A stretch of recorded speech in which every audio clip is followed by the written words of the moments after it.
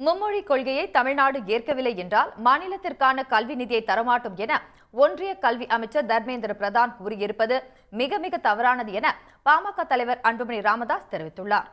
மத்திய கல்வி அமைச்சர் தர்மேந்திர பிரதான் அவர்கள் சமீபத்தில் நீங்கள் தமிழ்நாட்டில் மும்மொழி கொள்கை கடைபிடிக்கவில்லை அல்லது நேஷனல் எஜுகேஷன் பாலிசி அதை நீங்கள் கடைபிடிக்கவில்லை, அந்த கொள்கையை கடைபிடிக்கவில்லை என்றால் நாங்கள் உங்களுக்கு நிதியை வழங்க மாட்டோம், 2100 கோடி ரூபாய் மத்திய அரசு மாநில அரசு கொடுக்கிற நிதியை நாங்கள் கொடுக்க மாட்டோம் என்று சொல்வது மிக மிக தவறானது.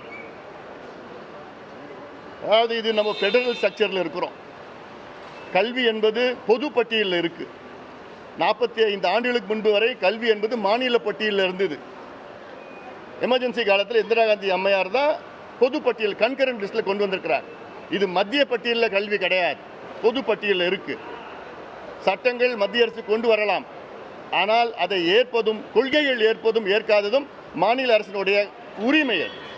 இதில் யாருமே ஃபோர்ஸ் பண்ண முடியாது.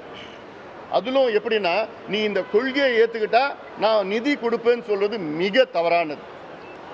தமிழ்நாட்டில் கிட்டத்தட்ட 60 ஆண்டு காலம் இருமொழி கொள்கை இருக்கிறது. அது வெற்றிகரமாக தமிழ்நாட்டில் இருக்குது.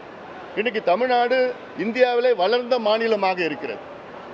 இந்த இருமொழி கொள்கையை வைத்து ஒரு வளர்ந்த மாநிலமாக இருக்கிற ஒரு developed state within the country. இன்றைக்கி தமிழ்நாட்டில் பார்த்தீங்கன்னா இந்தியாவிலே 2வது அதிக ஜிஎஸ்டிபி கிராஸ் ஸ்டேட் டொமஸ்டிக் ப்ரொடியூஸ்னு இருக்குது. 2வது இடத்துல இருக்கிறோம் இந்தியாவில். அப்போ இந்த அளவுக்கு வெற்றி பெற்ற மாநிலம், வளர்ந்த மாநிலம், இந்த 60 ஆண்டு காலம் இருமொழி கொள்கை வைத்திருந்த மாநிலம், ஏன் இதை மாற்றணும்? நாங்கள் ஏதோ பிரச்சனைனா நாங்கள் மாற்றலாம், எங்களுக்கு பிரச்சனை இல்லையே, ஏன் இதை திணிக்கிறீங்க? உடனுக்குடன் செய்திகளை தெரிந்து கொள்ள சன் நியூஸ் பெல் ஐகானை கிளிக் பண்ணுங்க.